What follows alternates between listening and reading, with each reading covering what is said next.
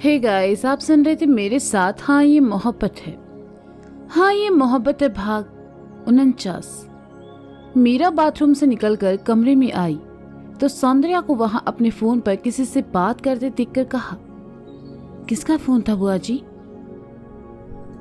तब तक सौंदर्या फोन काट चुकी थी और मीरा की तरफ देखकर कहा, अरे ये बैंक वाले इस वक्त भी लोन देने की बात कर रहे थे। मैं तुम्हारे लिए ये दूध लेकर आई थी। तुम ठीक से खाना नहीं खा रही थी, चलो ये पी लो, बाद में दवाई भी लेनी है। बुआ जी, आप हमारे लिए इतना परेशान मत होइए, मीरा ने कहा। इसमें परेशानी की क्या बात है मीरा? ऐसे वक्त में अपने ही तो काम आते हैं। मुझे तुम्हारी बहुत परवाह है, इसलिए तो मैं दौड़ी चली आई ताकि तुम्हें यहाँ भाभी की कमी महसूस ना हो। लो दवा खा लो। सौंदर्या ने दवा निकालकर मीरा के हाथ पर रखते हुए कहा, बुआ जी, हम एक बार उनसे बात कर लेते हैं। शाम से ही मन में अजीब ख्याल आ रहे हैं। ऐसा महसूस हो रहा है जैसे अक्षत जी बहुत तकलीफ में है। हमारा फोन दीजिए, हम उन्हें फोन कर लेते हैं, मीरा ने बेचैनी भरे स्वर में कहा। कोई जरूरत नहीं है मीरा, तुम यहाँ चली आई और जमाईसा ने तुम्हें एक बार रोका तक नहीं। यहाँ आने के बाद तुमसे मिलना तो दूर, उन्होंने तुम्हें एक फोन तक नहीं किया और तुम्हें उनकी परवाह हो रही है।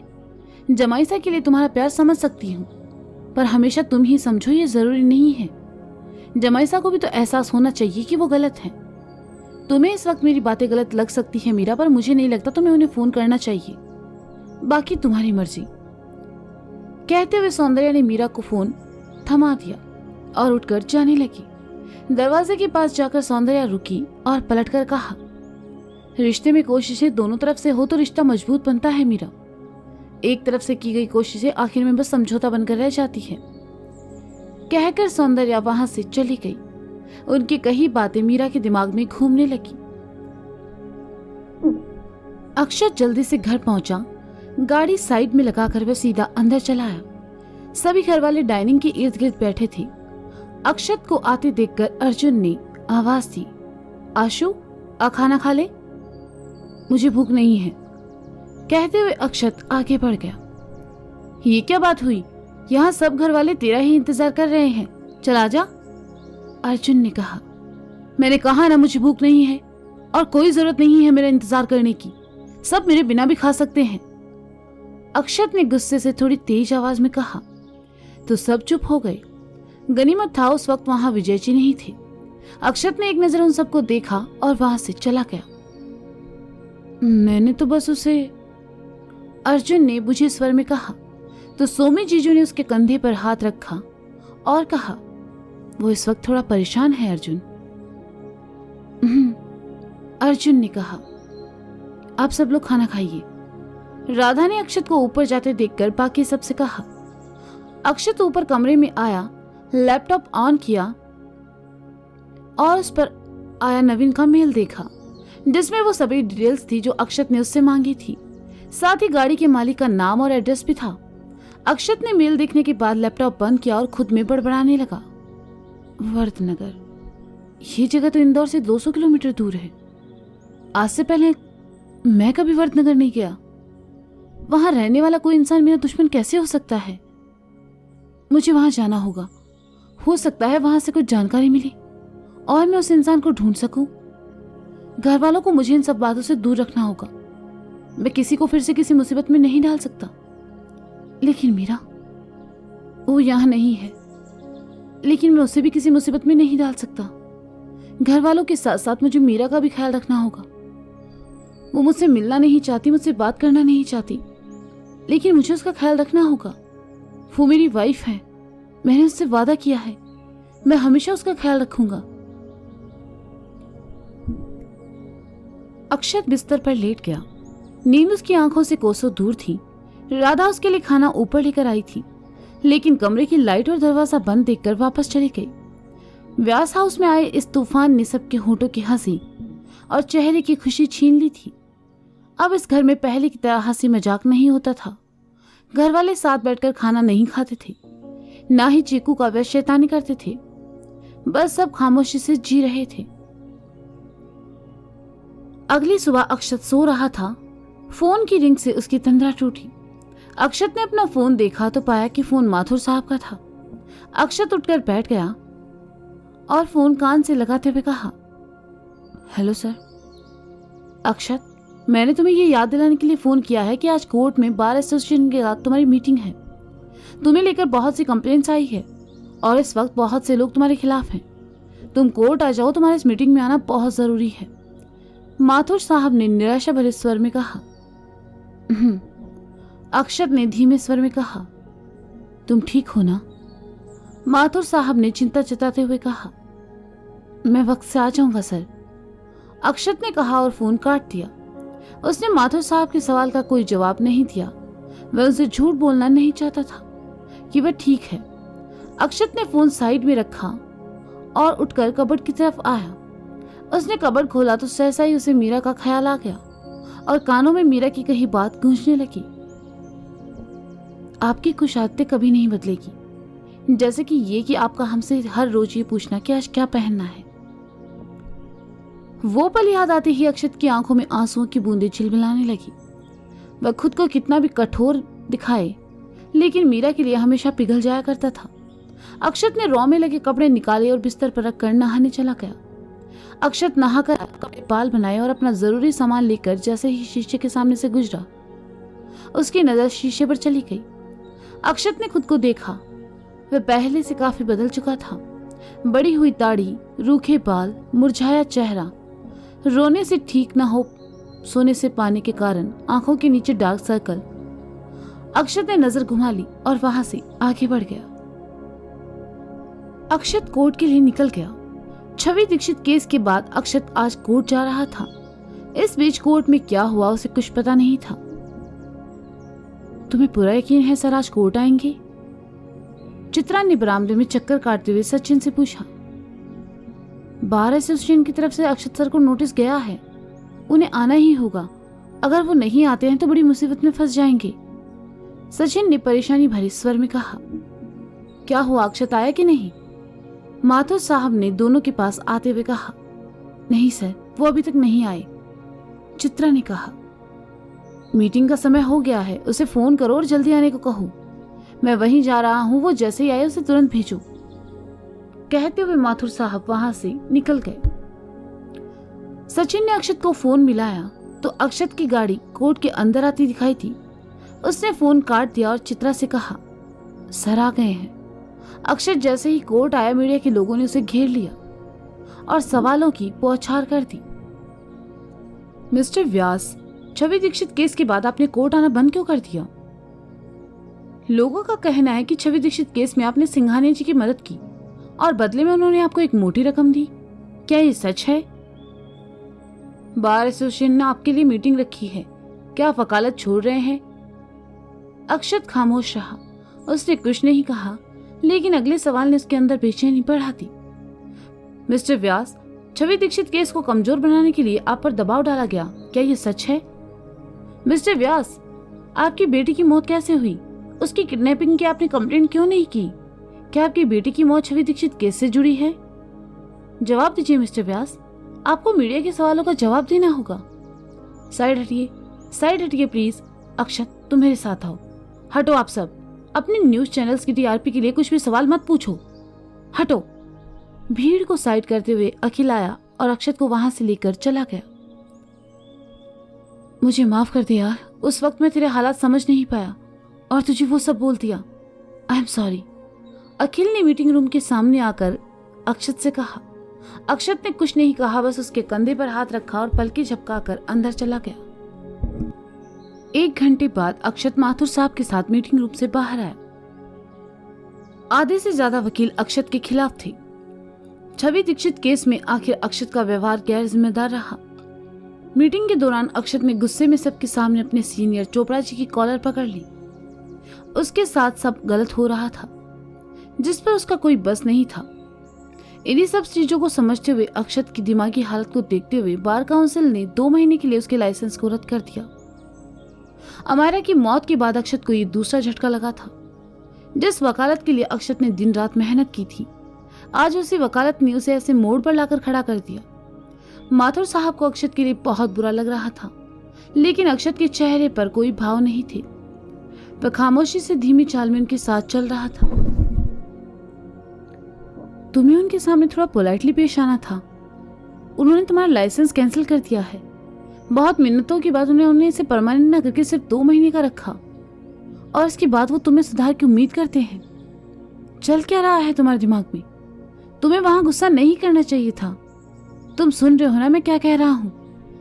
माथुर साहब ने बेचैनी भरे शब्दों में कहा। अक्षत रुका तो माथुर साहब भी रुक गए। अक्षत उनकी तरफ पलटा और धीमी आवाज में कहने लगा, आप चाहते हैं कि मैं खामोश रहकर उन सभी गलतियों को एक्सेप्ट कर लूं जो मैंने की ही नहीं। मैंने एक बार खामोश रहकर देखा था। क्या हुआ मेरे साथ? मेरी बेटी को मुझसे छीन लिया गया। मैं उस लड़की को इंसाफ नहीं दिला पाया।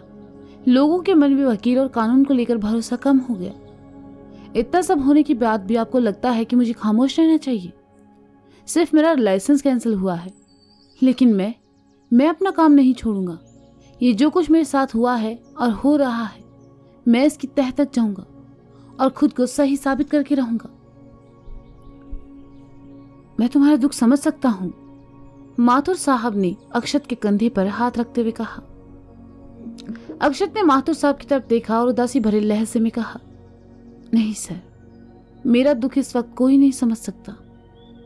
अक्षत अक्षत अक्षत सुनो, मैं हमेशा तुम्हारे साथ हूं। माथुर साहब कहते कहते रुक गए, लेकिन अक्षत वहां से निकल गया। अक्षत अपने कैबिन में आया। चित्रा और सचिन वहीं थे। अक्षत को देखते ही दोनों के चेहरे पर खुशी के भाव भर आए और दोनों अपनी जगह पर उठ खड़े हुए।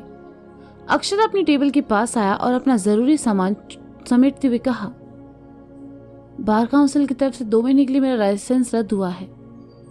कल से मैं कोर्ट नहीं आऊंगा, इसलिए चित्रा तुम अपनी आगे की प्रैक्टिस किसी दूसरे वकील के साथ रहकर कर लो। और सचिन तुम्हारी प्रैक्टिस काफी अच्छी हो चुकी है, अब तुम अकेले मैनेज कर सकते हो। मैंने अखिल से बात की है, वो तुम्हारे लिए जगह का इंतजाम करवा देगा। मुझे आपके साथ ही काम करना है सर, आप मेरे आइडियल हैं। आपके बिना अकेले मैं खुद नहीं जानता कि मुझे अब आगे क्या करना है। तुमने हमेशा मुझे अपना बेस्ट दिया, पूरी ईमानदारी से ये जिम्मेदारियां संभाली, और अब जाते जाते मैं अपना काम और ये जिम्मेदारी तुम्हारे कंधों पर डालकर जाता हूं। मुझे यकीन है तुम कर लोगे सर। कहते हुए सचिन का गला रुंध गया और आंखों में आंसू झिलमिलाने लगे। अक्षत ने उसका कंधा थपथपाया और चित्रा की तरफ आकर कहा, तुम अपनी प्रैक्टिस जारी रखना और काबिल वकील बनना, ऐसी वकील जो सिर्फ सच्चाई का साथ दे। चित्रा कुछ बोल ही नहीं पाई। उसे बस अक्षत के चेहरे पर आए दर्द को देखकर तकलीफ हो रही थी। उसे अक्षत को कहीं अपनी कड़वी बातों के लिए दुख था। वह अक्षत से कुछ कहती इससे पहले ही अक्षत वहां से अपना सामान लेकर चला गया। अक्षत ने अपना सामान गाड़ी में रखा और वहां से निकल गया। दोपहर हो चुकी थी। अक्षत घर न जाकर सीधा झील किनारे चला आया। गर्मियों के दिन थे और धूप भी, फिर भी गाड़ी से अक्षत बाहर निकला और झील किनारे आकर खड़े हो गया। वही झील थी जिसके दूसरे किनारे के पास अमायरा को दफनाया गया था। अक्षत खामोश खड़ा उस जगह को देखता रहा। उसकी आंखों में आंसू थे और चेहरे पर दर्द, लेकिन इस वक्त वो अपना दर्द किसी से बांट नहीं सकता था। उसकी तकलीफ सुनने वाला कोई नहीं था। अक्षत का फोन गाड़ी में था और वाइब्रेशन मोड पर था। मीरा ने उसे 2-3 बार फोन किया, लेकिन कोई जवाब नहीं मिला। झील किनारे खड़े अक्षत की आंखों के सामने अब किसी फिल्म की तरह सब चलने लगा था। छवि का केस, कोर्ट रूम, अमायरा की मौत, माया, मीरा का चले जाना और सबसे ज्यादा तकलीफ दे उसके सपनों का टूट जाना। हर कोई जानता था कि वकालत के लिए अक्षत ने कितनी मेहनत की थी। वकालत उसके लिए सिर्फ वकालत नहीं बल्कि इससे भी वो अपना सपना मानता था। लेकिन आज उसके सपनों को चकनाचूर कर दिया गया। आंखों में ठहरे आंसू गालों पर बह गए। गले में एक चुभन का एहसास होने लगा और गला रुंध गया। अक्षत ने अपनी गीली पलकों को झपकाया और मीरा की कही बात उसके जहन में कौन गई। हमारे जीवन में घटने वाली हर घटना के पीछे एक वजह होती है, और वो वजह हमारे दोस्त नहीं हो सकते, बल्कि वो वजह हमारे रास्ते तय करती है।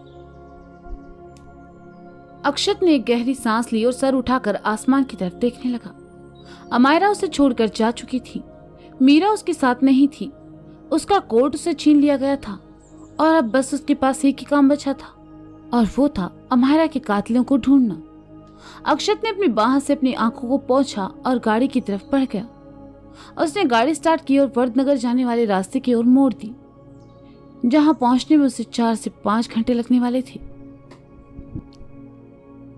मैडम, आपसे बाहर कोई मिलने आया है, घर के नौकर ने मीरा के कमरे में आकर कहा और चला गया।